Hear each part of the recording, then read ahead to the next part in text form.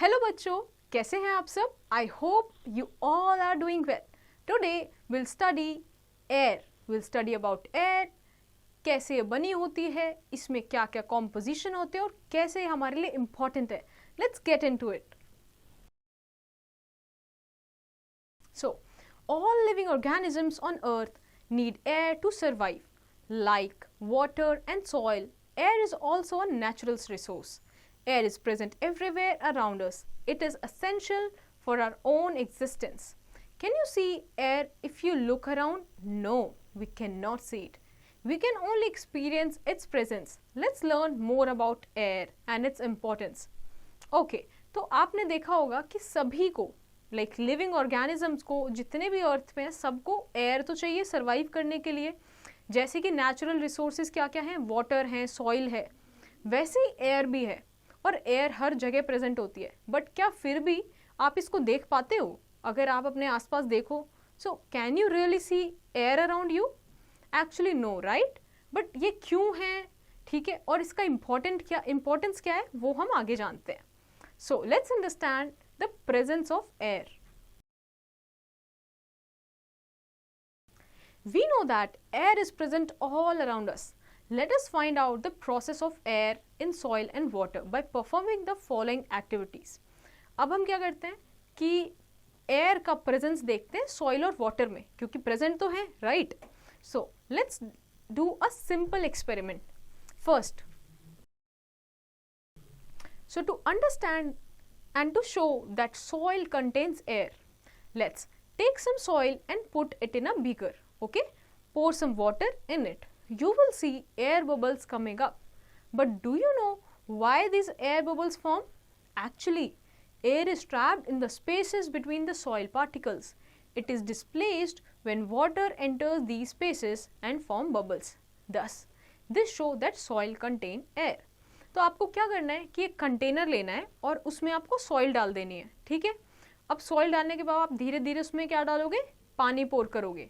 You will observe that आपको छोटे छोटे बबल्स ऊपर आते हुए नजर आएंगे. तो ये बबल्स का क्या कहते हैं? बबल्स का मतलब ये है कि जो सॉइल है वो पैक्ड तो थी नहीं, है ना, पैक्ड तो थी नहीं, तो उसमें क्या एयर ट्रैप थी. तो अब पानी भरने से क्या हुआ, वो एयर जो है वो ऊपर आ रही है, इसीलिए बबल्स के फॉर्म में हमें वो दिखता है. So this shows that soil contains air. So the second experiment. Let's understand now that water contains air. So what you have to do, fill the water in a beaker and put it on a tripod stand. Heat the beaker using a spirit lamp. Alright. You will see bubbles on the surface of beaker. These bubbles will gradually rise up and pop out. Where do these bubbles come from? These bubbles are air dissolved in water which escapes on heating. This shows that water also contains air. तो same आपको similar process कैसे करना है, आपको एक water beaker लेना है, ठीक है, और उसको आपको ट्राइपॉड सैंड की मदद से हीट करना है. अब आप देखोगे स्लोली जब पानी जो है गर्म होने लगेगा तो उसमें क्या बबल्स फॉर्म करते हैं और जो कंटेनर होता है उसके आसपास ही दिखने लग जाते हैं हमें वो बबल्स. तो उसका रीज़न क्या है, वो एयर बबल्स हैं, ठीक है. This shows that water also contain air. Now let's understand and study the properties of air. So the first is air occupies spaces.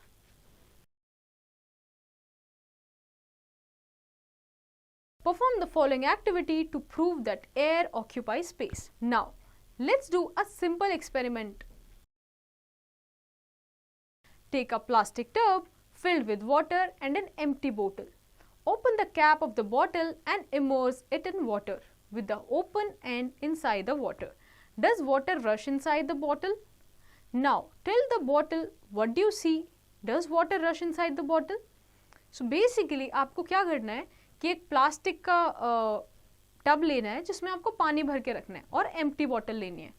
तो आपको क्या करना है, वो जो एम्प्टी बॉटल है उसका कैप निकाल के और उसी तरफ से आपको इमर्स करना है वाटर में, ठीक है. जब आप उसको इमर्स करोगे तो आपको ऑब्जर्व करना है तो क्या पानी का मूवमेंट कैसे है बॉटल के अंदर, ठीक है.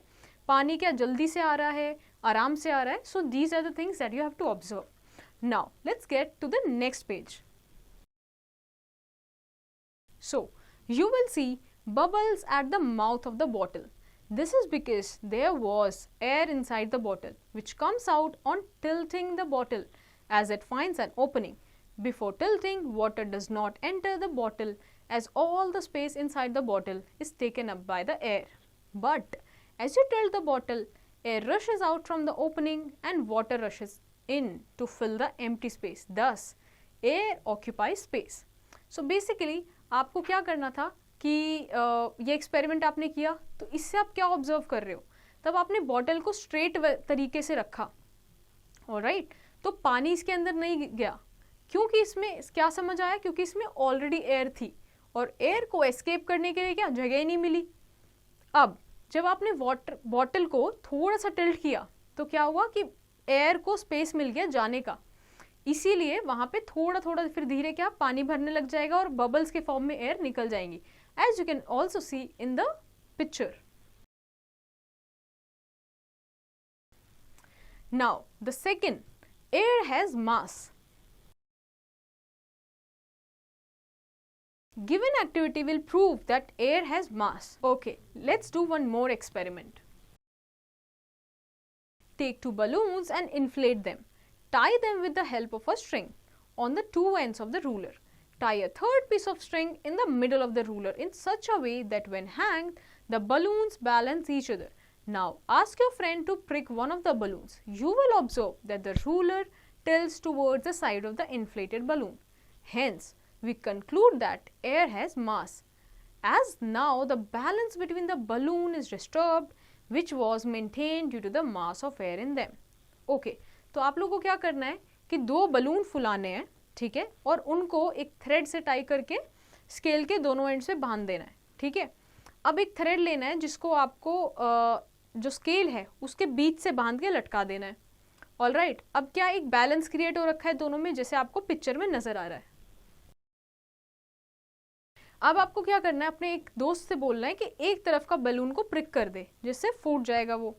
तो आप देखोगे कि जहां पे बलून अभी भी लटक रहा है उस तरफ क्या होगा, स्केल मूव कर जाएगा। तो क्या दिखेगा आपको, जैसे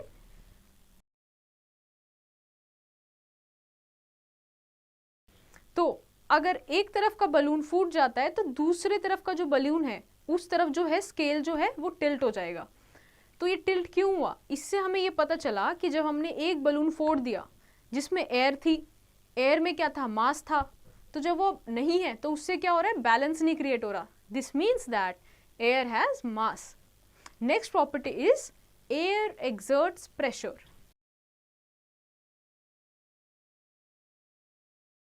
So, air also exerts pressure like water does. Let's understand with this experiment. Take a steel glass, some water and a postcard. Fill the glass completely with water. Place the postcard on the glass. Keep one of your hands firmly on the postcard to keep it on a place.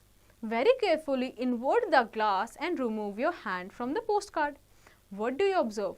Postcard will not fall at all. Why? Although the weight of the water is acting in downward direction, the postcard does not fall. This is due to the air pressure which is acting upward on the postcard, and it is greater than the weight of the water in the glass. Hence, it proves that air exerts pressure. Okay, so basically आपको क्या करना है, एक आपको glass लेना है, let's say आपने steel का ग्लास लिया और उसमें पानी भर देना है और उसको पूरा ऊपर से किससे, कोई पोस्ट कार्ड जो होता है उससे कवर देना है और आपको फर्मली उसको पकड़ के रखना है। Now what you have to do is turn it upside down, ठीक है। अब जो पोस्ट कार्ड था वो नीचे आ गया और आपने ग्लास को अपसाइड डाउन टर्न कर दिया और स्लोली अपना हाथ हटा देना है। So you will observe that जो पोस्ट कार्ड है वो निकलेगा नहीं और उधर से पानी फॉल नहीं करेगा। क्यों? क्योंकि जो एयर है वो प्रेशर एक्सर्ट कर रहा है, ठीक है। इसकी वजह से वो जो पानी का वेट है वो कम है और जो प्रेशर एक्सर्ट किया जा रहा है वो ज़्यादा है, alright. It is important for us to know the speed and direction of wind so that we can use it for our advantage. The device used to find the direction of blowing wind is weather crock, and the device used to measure the speed of wind is anemometer. Alright? Let's understand the composition of air. कि जो air है वो किस किस से मिलके बनी है. Alright. Air is a mixture of gases. Until the 18th century, people thought that air was just one substance. Experiments have proved that it is really not one substance, but a mixture of several gases. Air contains mainly nitrogen, oxygen, carbon dioxide, argon, neon, helium, methane, krypton, hydrogen, water vapor, dust and smoke. तो basically पहले तक तो हमें ये लगता था until 18th century कि जो एयर है वो सिर्फ एयर से ही मिलके बनी है और उसमें कुछ भी नहीं है. बट बाद में हमें क्या पता चला कि जो एयर है वो एक मिक्सचर ऑफ गैसेस है और उसमें ये सारी गैसेस प्रेजेंट होती हैं. So now let's understand and find out an answer to a question.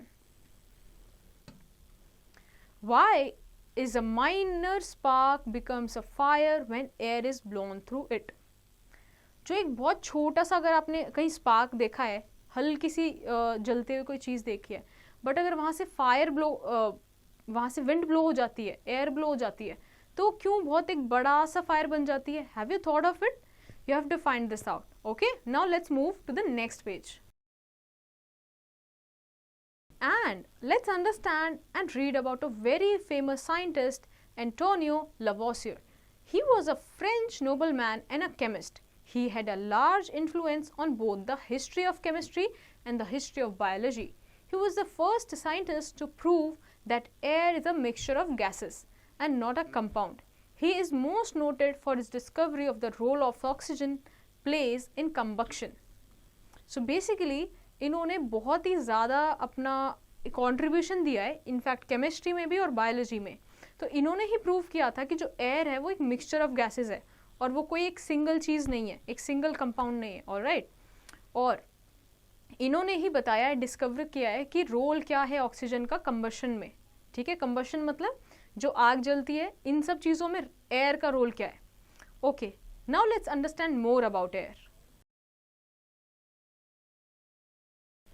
Let us now verify the presence of some constituents of air. First is nitrogen, oxygen. You know what? Air contains about 78% nitrogen and 21% oxygen. Nitrogen occupies almost 4/5 of the volume of dry air. It is an inert gas but is required by plants and animals in the form of various compounds. On the other hand, oxygen is essential for breathing. All living things breathe oxygen. Oxygen in air supports burning, whereas nitrogen does not. Okay, तो जो air है उसमें 78% nitrogen है और 21% oxygen है और दोनों का ही अपना अलग अलग यूज़ है. ऑक्सीजन ब्रीथिंग के लिए काम आती है, तो जो भी लिविंग थिंग्स हैं वो ब्रीथ करते हैं क्या? ऑक्सीजन. वेयर एज जो नाइट्रोजन है वो एनिमल्स और प्लांट्स के बहुत तरीके से काम आती है. Okay, now let's prove this by doing an simple activity. Okay, so what's the activity? So what you have to do is take a candle and fix it in a bowl. Fill the bowl with water. Light the candle and cover it with inverted glass. You will observe that the candle keeps burning for some time. After some time, the candle blows out and the water level of the bowl also increases slightly. This happens because the oxygen inside the glass is used up by the candle in burning. Also, the space occupied by oxygen inside the inverted glass becomes empty. Therefore, water rises up to occupy this space. The major part of air left is nitrogen because which does not support burning. Okay, तो आपको क्या करना है कि एक container लेना है जिसमें आपको पानी भर देना है. ठीक है, और आपको कैंडल रखनी है उसमें. अब आपको कैंडल जला देनी है और उसके ऊपर आपको एक ग्लास से उसको कवर कर देना है. ठीक है, तो आप क्या ऑब्जर्व करोगे कि कुछ टाइम तक तो कैंडल जलती रहेगी, उसके बाद कैंडल बुझ जाएगी. ठीक है, तो रीज़न क्या है कैंडल बुझने का? रीज़न ये है कि जो पानी है उसमें ऑक्सीजन है. ठीक है, एयर में पानी में ऑक्सीजन है, तो कैंडल को सपोर्ट करेगा किसमें? ऑक्सीजन देने में, एयर देने में. ठीक है, बट कुछ टाइम बाद जब वो उसकी ऑक्सीजन ख़त्म हो जाएगी, ठीक है, तो क्या होगा? कैंडल बुझ जाएगी. इसीलिए आप एक चीज़ और नोटिस करोगे कि जब जो कैंडल है वहाँ पे जो वाटर का लेवल है वो भी थोड़ा बढ़ा हुआ नजर आएगा. क्यों? क्योंकि जो एयर थी वो तो खत्म हो गई. किसमें? कंबशन में. तो क्या वाटर ने अब स्पेस ऑक्यूपाई कर लिया. All right, now let's understand and find out a question.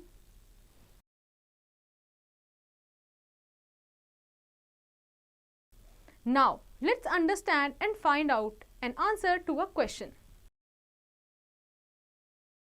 Why, during an incident of fire, one is advised to wrap a woolen blanket over a burning object? Okay तो आपने कभी सोचा है कि जब कभी भी कहीं पे बहुत आग लग जाती है तो बोला जाता है कि उसके ऊपर वूलन ब्लैंकेट रख दो या फिर वूलन ब्लैंकेट से उसको कवर कर दो. ये जस्ट अभी हम लोगों ने कॉन्सेप्ट पढ़ा है. So based on your understanding you have to answer this question. Okay, now let's move to the next part, which is carbon dioxide. So air has also carbon dioxide. Air contains about 0.03% of carbon dioxide. Plants and animals takes in oxygen and give out carbon dioxide during respiration.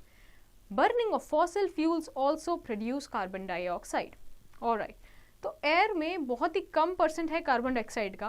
Plant और जो animals हैं वो oxygen लेते हैं और क्या carbon dioxide बाहर छोड़ते हैं in the form of respiration. Burning of fossil fuel से भी प्रोड्यूस क्या होता है? कार्बन डाइऑक्साइड प्रोड्यूस होता है. Now let's do one more exercise. Take some lime water in a beaker, keep it in air for a day. You will observe that a whitish layer develops on the upper surface of the lime water. The formation of this whitish layer is due to the reaction of carbon dioxide present in air with the lime water. This shows that air contains carbon dioxide. Okay, तो air में carbon dioxide होती है. इसके लिए एक simple सा experiment है. तो आपको क्या करना है, एक लाइम वाटर लेना है. बेसिकली आप वाटर में सॉल्ट मिक्स कर दो तो वो लाइम वाटर है. अब उसको ऐसे ही छोड़ देना है एयर में. तो आप एक दिन बाद आप देखोगे तो एक वाइटिश लेयर होगी उसके टॉप पे. तो वाइटिश लेयर शो करती है कि वो रिएक्शन वहाँ पे हुआ है. किसके बीच? कार्बन डाइऑक्साइड के बीच में और लाइम वाटर के बीच में. तो ये शो करता है कि एयर में क्या है? Carbon dioxide.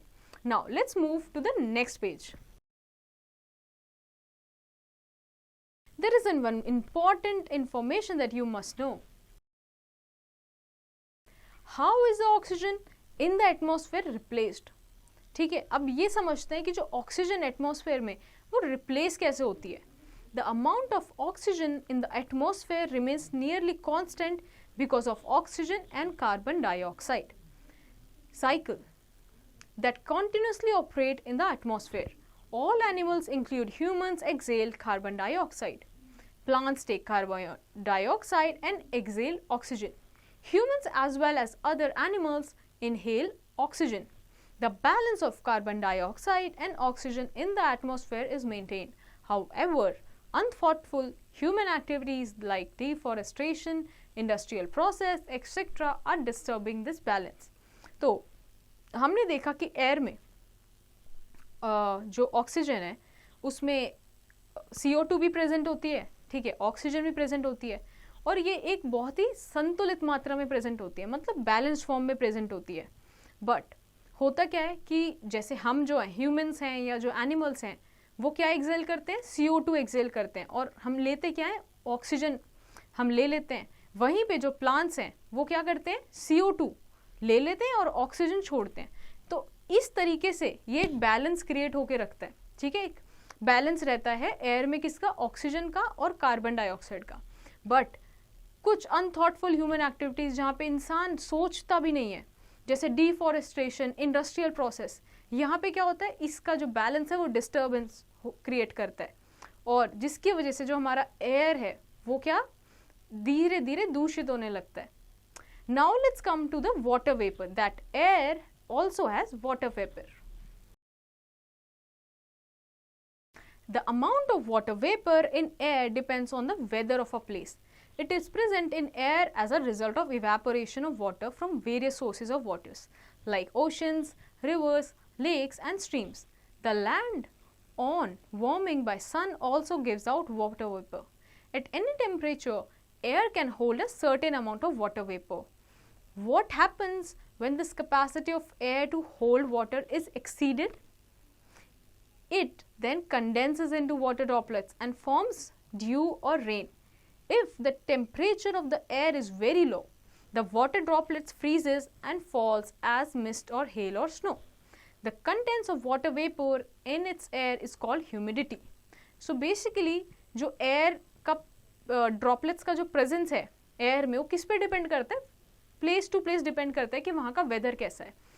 जो कोस्टल एरियाज हैं जहाँ पे ओशंस, रिवर्स, लेक्स हमें आसपास पाई जाती हैं, तो वहाँ की जो एयर होती है उसमें वाटर ड्रॉपलेट्स की मात्रा बहुत ज़्यादा होती है. ऑलराइट, तो जब ये बहुत ज़्यादा मात्रा भर जाती है तो आपने सोचा क्या होता है, जब एयर में एयर ड्रॉपलेट्स भर गए तो क्या होगा, वो कंडेंस होने लगते हैं वाटर ड्रॉपलेट्स के फॉर्म में. इसीलिए हमें क्या दिखते हैं, ड्यूज दिखते हैं या फिर रेन भी दिखती है. राइट, और यहीं पे लेट्स से अगर उस जगह का टेम्परेचर लो है तो जो ये जो ड्रॉपलेट इंक्रीज हुई तो ये कैसे दिखेंगी, हमें फ्रीज होके दिखेंगी. ऑलराइट, इसीलिए स्नो हो जाती है. राइट, यही जो कंटेंट है वाटर वेपर का एयर में, इसको हम क्या बोलते हैं, humidity.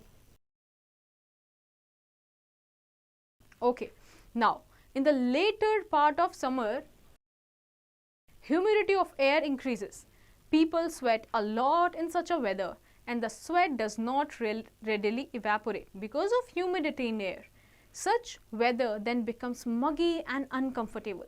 This type of weather is mostly experienced in areas close to the sea and during cloudy days. On the other hand, higher humidity of air makes it feel more chilly during the winter.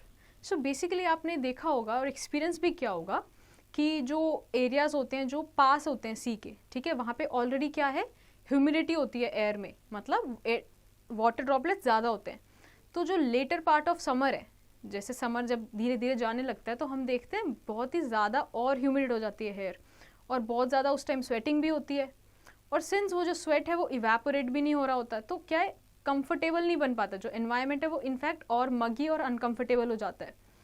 तो यहाँ पे क्या होता है कि वहीं पे on the other hand जो हायर ह्यूमिडिटी है एयर का, वो क्या बना देता है, चिली बना देता है. या जैसे विंटर्स में आप देखो कि वहाँ पे जो एयर है वहाँ पे ज़्यादा ह्यूमिडिटी होती है, ठीक है, इसीलिए हमें क्या, ठंडी एयर महसूस होती है. Now let's get to the next information. When wet clothes are dried in air containing low humidity, they dry quickly but take much longer to dry when the humidity is high, because at low humidity water evaporates more easily, whereas water evaporates very slowly if the atmosphere has high humidity. Okay, तो आपने देखा होगा कि जब already humidity होती है air में तो जो कपड़े हैं, जो गीले कपड़े हैं, वो भी सूखने में टाइम लेते हैं क्योंकि ऑलरेडी वहाँ पे प्रेजेंट है. बट जब ड्राई एनवायरनमेंट होता है जैसे समर्स में, ठीक है, तो वहाँ पे ह्यूमिडिटी कम होती है समर्स में, तो ईजिली इवेपोरेट हो जाता है और क्या होता है, कपड़े जल्दी से सूख जाते हैं. Now let's understand and do one more experiment. So take a glass and fill it with ice cold water. Place the glass on a table and wait for some time. Now touch the outside of a glass. How did it get wet? Where did the water droplets come from? These water droplets come from the water vapor present in air, which then strike to the cool surface of the glass, converted into water droplets. This shows that air contain water vapor. Okay, तो आप क्या करोगे कि जैसे एक glass लोगे जिसमें आपने बहुत ठंडा पानी डाला है, आइस कोल्ड वाटर डाला है, और आप थोड़े टाइम तक रुकेगे तो आप क्या देखते हो कि उसके अराउंड बहुत छोटे छोटे वाटर ड्रॉपलेट्स आ जाते हैं. तो ये ड्रॉपलेट्स आए कहाँ से?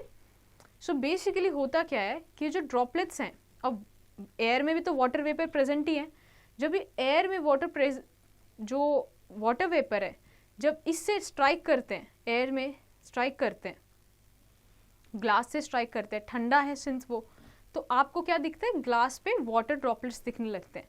तो ये क्या शो करता है हमें कि एयर में वाटर ड्रॉपलेट्स हैं. Alright, so now let's get to the next topic which is smoke.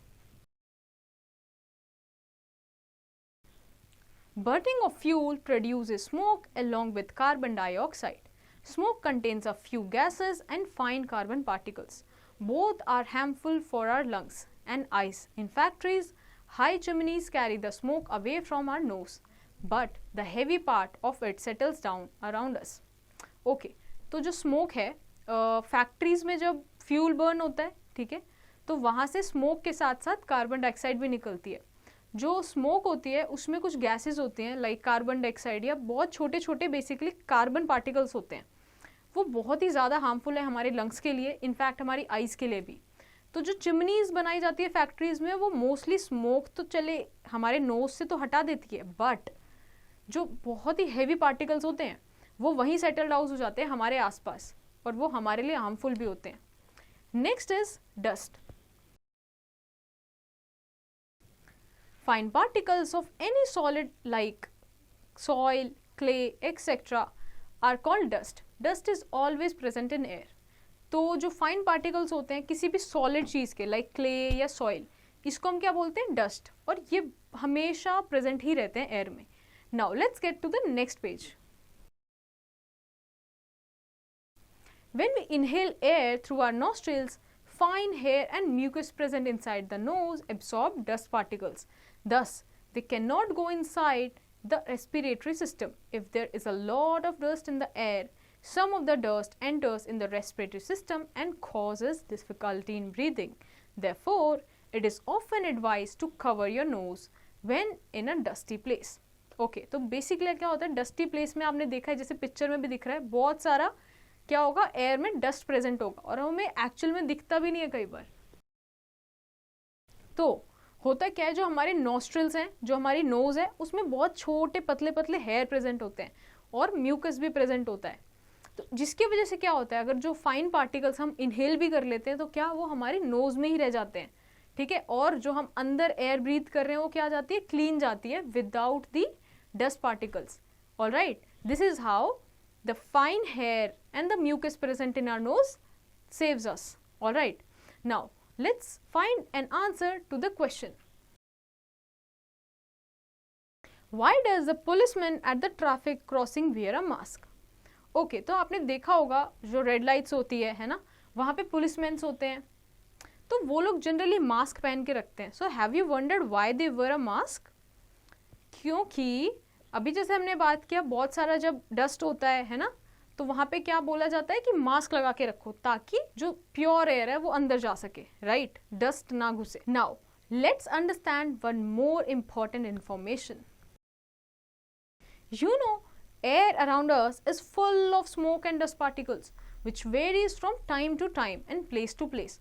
For example, air around a road full of vehicles is having more dust and smoke particles than the air around a forest or a farmhouse.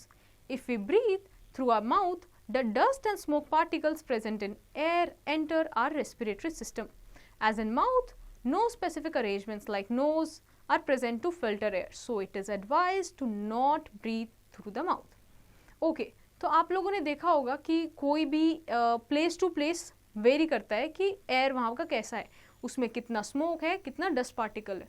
तो जो भी area है जो road के around है, ठीक है, road के अराउंड है जहाँ व्हीकल के रोज आ रहे हैं जा रहे हैं, तो आप देखोगे कि वहाँ का एयर ज़्यादा डस्ट होगा, उसमें ज़्यादा स्मोक होगा, राइट। वहीं पे जो फॉरेस्ट के अराउंड का एरिया है वो कैसा होगा? काफ़ी डस्ट प्रूफ, डस्ट नहीं होगा उसमें, right.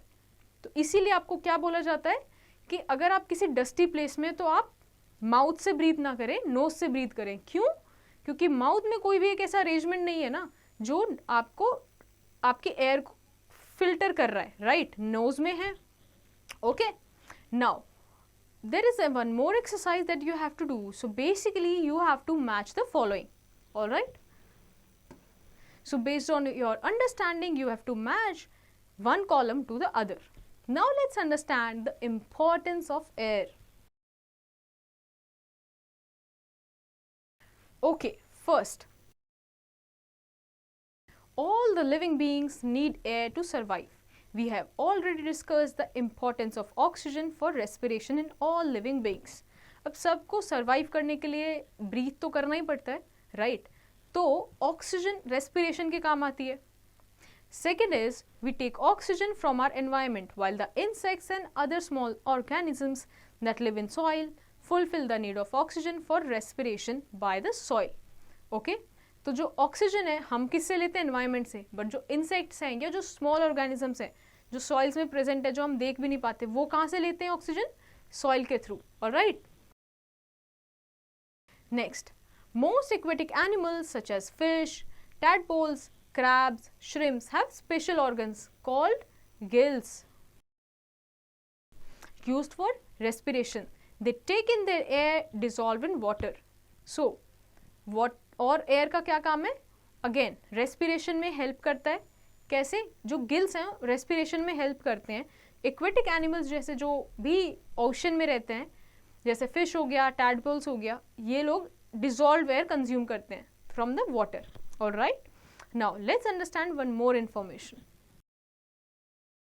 Aquatic plants such as hydrilla take in air dissolved in water through stomata. तो एक hydrilla एक plant है जो aquatic plant है, alright, वो पानी के नीचे रहता है, वो dissolved oxygen लेता है through what? Stomata, alright. Now let's find an answer to a question. It is good to sleep under a tree at a night. Why? What do you think? Okay, so basically you have to find the answer to this question. Now let's understand the function and uses of air. Various components of air do their function based on their properties. They turn out to be useful of the plants, people and animals. अब air में हमने देखा, अभी पढ़ा कि कितने सारे components होते हैं, right? अब based on their function and properties वो plants और हमारे लिए और animals के लिए useful है. Now let's understand this next page and let's move to the next page.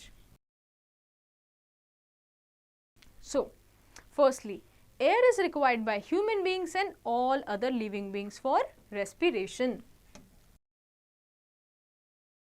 तो एयर किसके लिए बहुत काम आती है? रेस्पिरेशन के लिए, क्योंकि हम और लिविंग बींग्स जो भी हैं वो रेस्पायर करते हैं. Second, carbon dioxide present in air is required for photosynthesis. Carbon dioxide and methane trap the heat of sun in the environment, which makes the earth warm even when sun is set. This is known as greenhouse effect.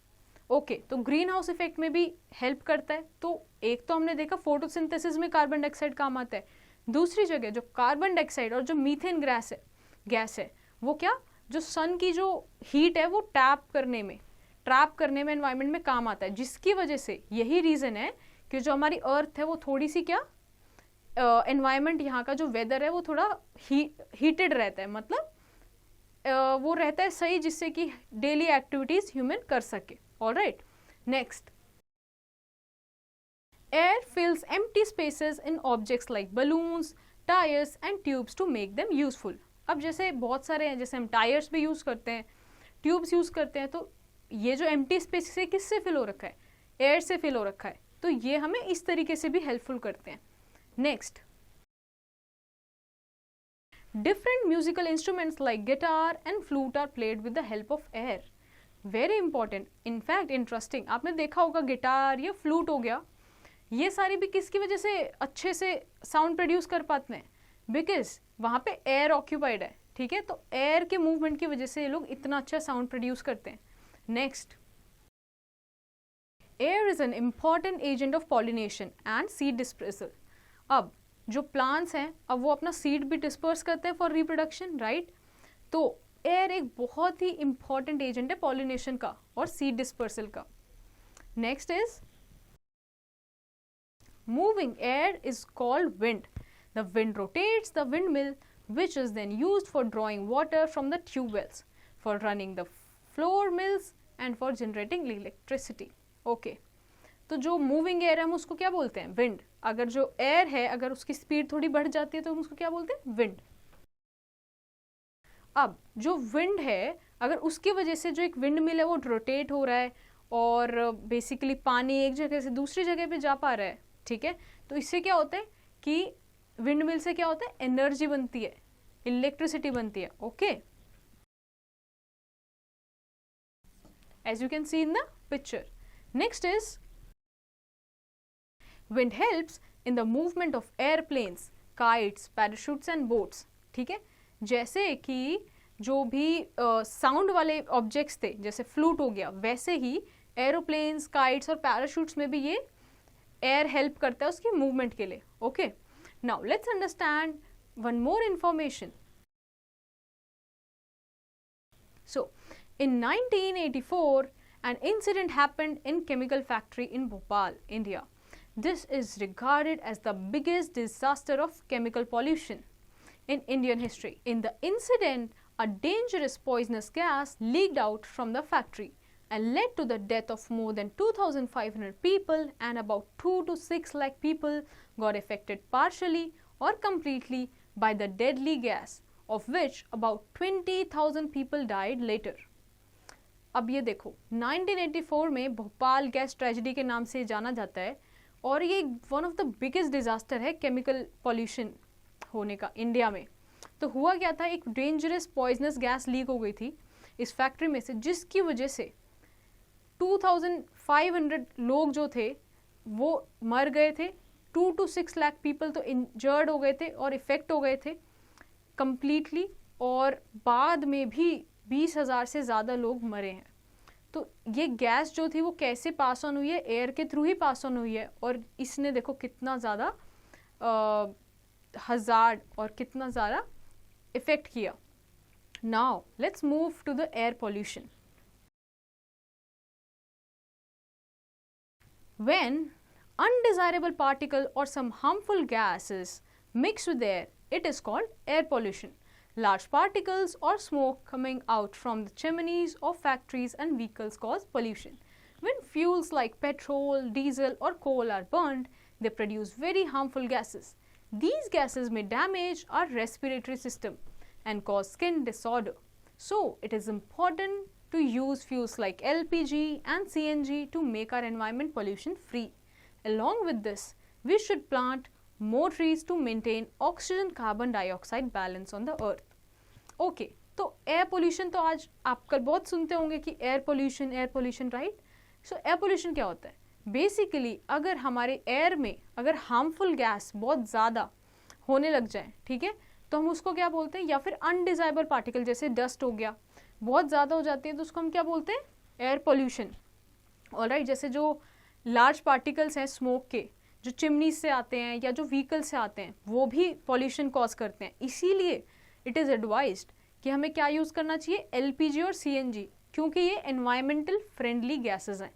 Alright, so now let's move to our next topic which is our atmosphere. The earth is covered by a blanket of air which extends to a height of about 700 km above the surface of earth. This is called atmosphere.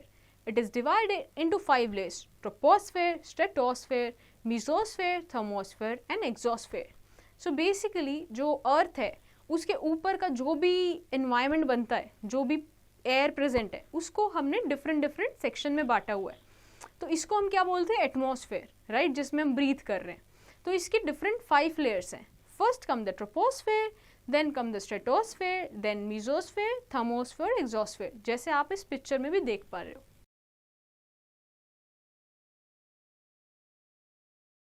ठीक है, और जो ये atmosphere है, जो ये layers हैं, इनमें डिफरेंट फंक्शंस होते हैं। तो अब हम वो आगे पढ़ते हैं। Alright, first come the troposphere.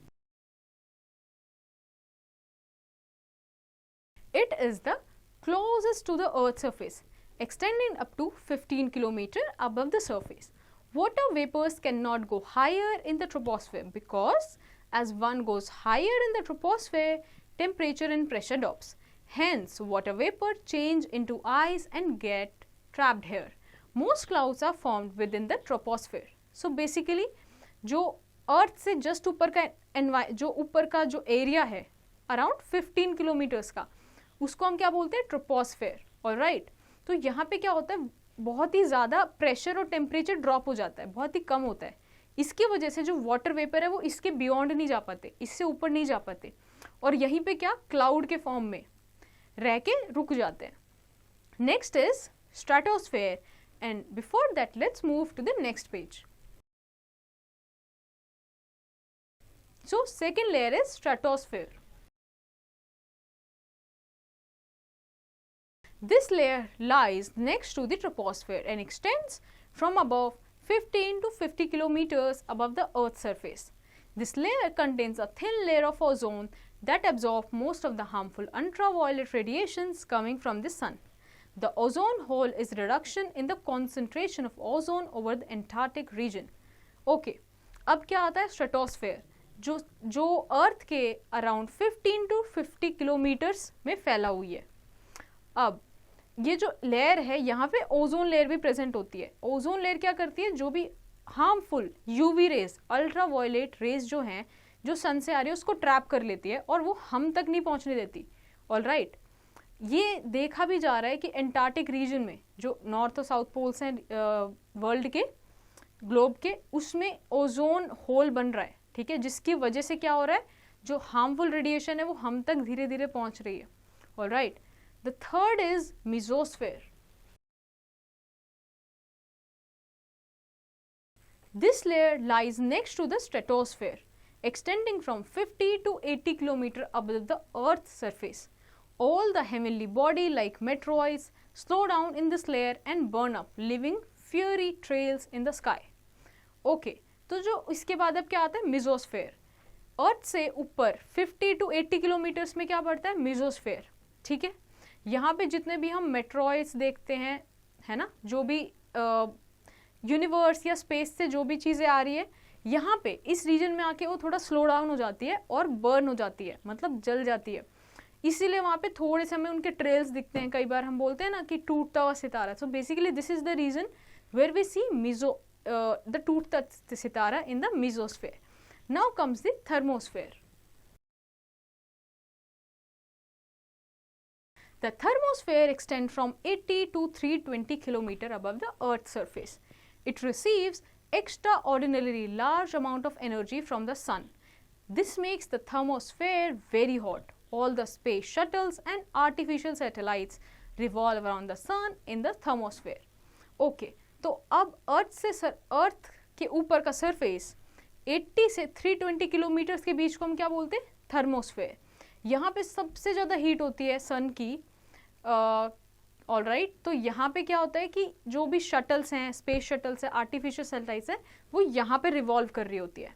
Next comes the exosphere. It is the uppermost layer of the atmosphere. It is the layer where atmosphere merges into the space.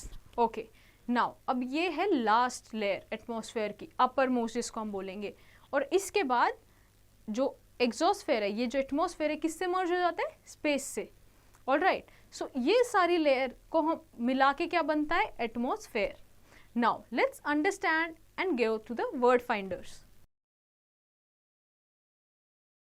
Humidity, the content of water vapor in air. Gills, special organs found in most aquatic animals for respiration. Anemometer, a device used to measure speed of wind. Atmosphere, a blanket of gases surrounding the earth. Troposphere, layer of atmosphere closest to the earth's surface, extending up to about 15 km above it. Stratosphere, layer of atmosphere directly above the troposphere, extending from about 15 to 50 kilometers above the earth's surface. Mesosphere, layer of atmosphere directly above the stratosphere, extending from 50 to 80 kilometers above the earth's surface. Thermosphere, layer of atmosphere directly above the mesosphere, extending from 80 to 320 kilometers above the earth's surface. And then comes the exosphere, the uppermost layer of atmosphere where the atmosphere merges into the space. Now, let's have a look on the following points. Air is present everywhere around us. Air cannot be seen but can be felt when it moves. Moving air is called wind. Air is a mixture of several gases like nitrogen 78%, oxygen 21%, carbon dioxide, argon, neon, helium, methane, krypton, hydrogen, water vapor, dust and smoke. Oxygen present in air helps in burning of different materials. Various components of air do their function based on their properties. When undesirable particle or some harmful gases mix with air, it is called air pollution. There are several causes of air pollution like excessive burning of fuels, machine releasing gases, vehicles releasing smoke, and several types of harmful gases released by industries. Atmosphere is a layer of gases surrounding the earth. It is divided into 5 layers: troposphere, stratosphere, mesosphere, thermosphere and exosphere. So, I hope based on our understanding and reading of this chapter, आपको ये बहुत अच्छे से समझ आया होगा. So, now your homework is that you have to do this exercise based on your understanding.